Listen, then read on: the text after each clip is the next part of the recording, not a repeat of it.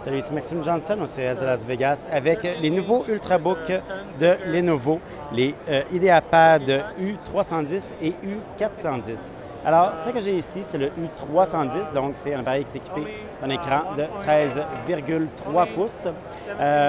Donc, Lenovo a sur le marché présentement le U300, qui est probablement un des Ultrabooks les plus intéressants, vraiment avec un beau design, mais quand même un petit peu plus cher que certains autres. Alors, le Lenovo U310 et U410, leur but, en fait, c'est, si on peut voir, c'est à peu près la même grosseur, il est un peu plus épais.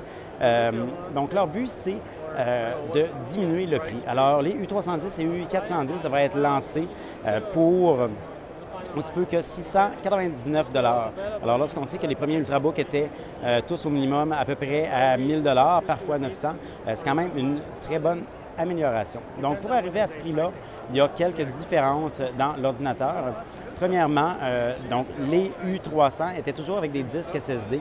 Les U310 et 410 sont équipés optionnellement avec des disques hybrides, donc des disques durs avec un peu de mémoire flash dedans. Donc, c'est un disque qui est plus épais, ce qui explique en partie l'épaisseur un petit peu plus grosse. L'autre différence aussi, c'est dans la composition des matériaux qui oblige d'avoir un écran qui est un peu plus épais que l'ancien. Ceci dit, c'est quand même très mince, c'est environ 18 mm, donc vraiment, il n'y a rien à avoir peur de ce côté-là. Au niveau des ports, ce qu'on a présentement, on a deux ports USB 3.0 à gauche avec un port Ethernet et une prise HDMI. De l'autre côté, j'ai un port USB 2.0, un port audio, et j'ai aussi un lecteur de carte à l'avant.